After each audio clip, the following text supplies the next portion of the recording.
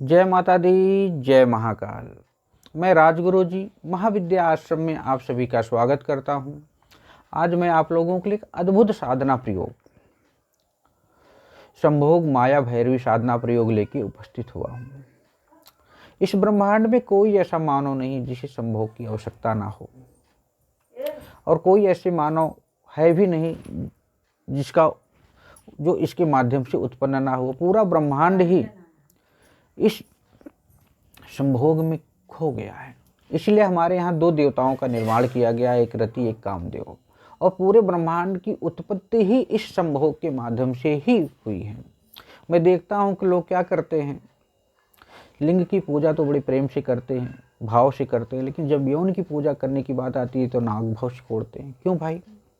आखिर कामाख्या की पूजा आप किसकी करते हो? इसलिए तंत्र में एक अलग संप्रदाय का निर्माण किया गया जिसे हम कौलाचार्य संप्रदाय कहते हैं, जिसमें भैरवी साधना संपन्न की जाती है, जिसमें नख से लेकर सर तक एक चक्र एक स्वरूप का पूजन किया जाता है। और बिना संभाग, बिना नर और नारी के मिलन से इस ब्रह्मांड की रचना हो ही नहीं सकती। और तंत्र की जो अद्भुत साधना है, जो अंतिम छोर है, तंत्र की जो लास्ट का स्टेज है, उस भैरवी साधना के माध्यम से होके ही आगे बढ़ता है। और इस ब्रह्मांड में हर व्यक्ति की ज़रूरत है संभोग की, उसके बिना वो नहीं रह सकता। पहले क्या होता था कि ऋषि मुनि भी जंगलों में रहते थे, बड़े बड़े तांत्रिक रहते थे, तो वो इस भैरवी साधना को संपन्न करके भैरवी का प्रत्यक्षी कर उनके साथ स्त्री रथ संबंध का करते रहते थे। तो यह साधना धीरे धीरे लुप्त प्राय होती गई, क्योंकि ये बड़े बड़े ऋषियों मुनियों तांत्रिकों के पास ही हुआ करती थी, तो वो और अन्य लोगों को बताते नहीं थे।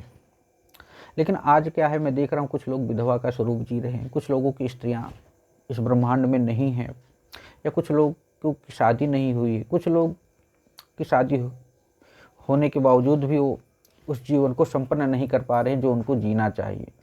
तो इससे संबंधित चीज़ों को प्राप्त करने के लिए यह साधना अद्भुत है।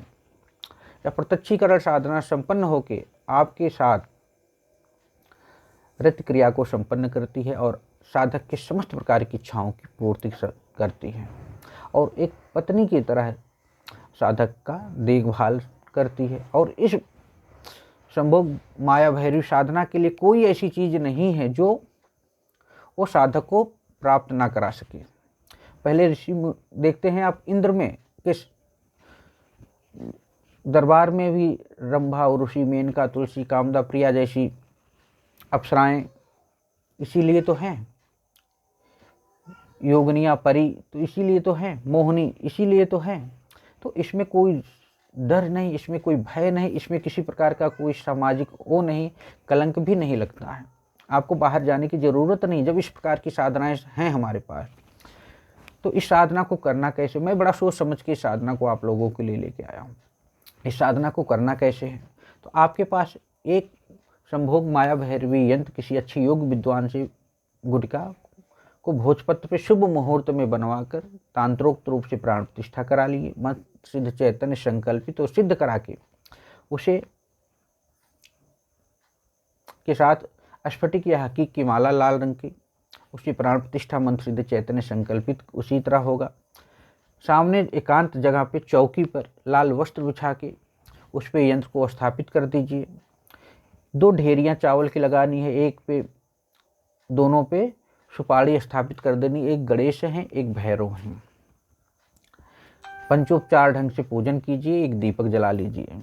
इसमें जो भोग लगेगा, सफ़ेद बर्फी, चावल, मदिरा का भोग देना है आपको।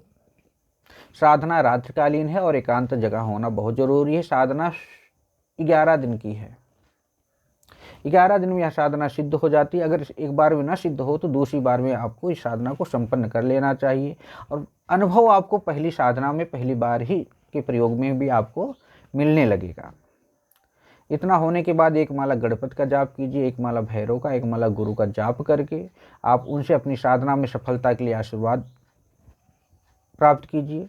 अपने कुल देवता का आवाहन कीजिए, अपने पितरों का आवाहन कीजिए, ग्राम देवता, शहर देवता का, क्षेत्रपाल का आवाहन करके उनसे आशीर्वाद प्राप्त कीजिए।